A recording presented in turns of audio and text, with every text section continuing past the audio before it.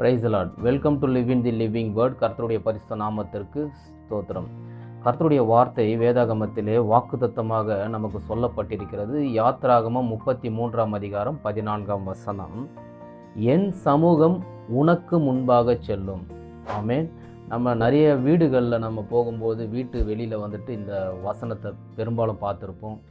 And நம்ம நிறைய வண்டியில் போகும்போது நிறைய கார் பேக் சைடில் இந்த வசனம் நிறைய பேர் வச்சுருப்பாங்க.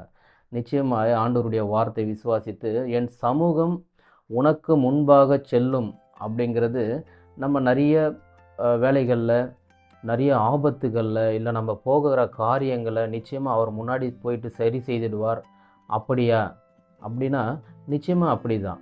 ஏன்னா நாம் காணாததை காண்கின்ற தேவன் அவர், நாம் அறியாததை அறிந்த தேவன் அவர்.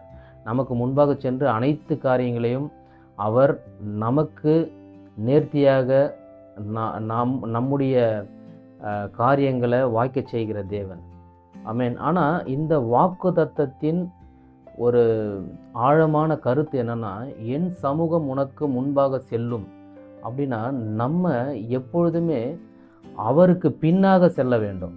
நம்ம ஆண்டவருக்கு கீழ்ப்படிந்து நம்மை தாழ்த்தி அவரை முன்னிறுத்தி எந்த காரியமாக இருந்தாலும் அவருடைய கரத்தில் கொடுத்து நாம் அவருக்கு பின்னாய் செல்லும்பொழுது நிச்சயம் நம்முடைய தகப்பன் நம்முடைய கர்த்தராகிய இயேசு கிறிஸ்து அவர் முன்னாக சென்று உங்களுடைய காரியங்கள் அனைத்தையுமே வாய்க்க செய்ய அவர் வல்லவராக இருக்கிறார். ஸோ அவருடைய சமூகம் உங்கள் முன்பாக செல்லுவதற்கு நீங்கள் அவருக்கு பின்னாக உங்களை தாழ்த்தி செல்வீர்களானால் நிச்சயமாய் காரியம் வாய்க்க செய்வார். வாக்குத்தத்தம் பண்ணினவர் வாக்கு மாறாதவர். ஆமென். ஜெபிக்கலாங்களா? மகா கிருபையும் இரக்கமும் அன்பும் நிறைந்த பரம தகப்பனே, நீர் காண செய்த இந்த புதிய நாளுக்காக நன்றி.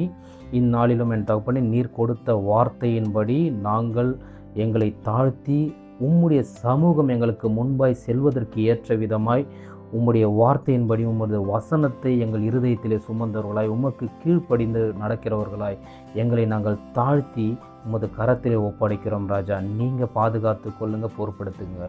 கையிட்டு செய்கிற வேலைகள், நாங்கள் எதிர்பார்த்து காத்திருக்கின்ற காரியங்கள், நாங்கள் பிரயாசப்படுகின்ற காரியங்கள் அனைத்தையும் உம்முடைய கரத்தில் ஒப்படைக்கிறோம், எங்களை தாழ்த்துகிறோம்.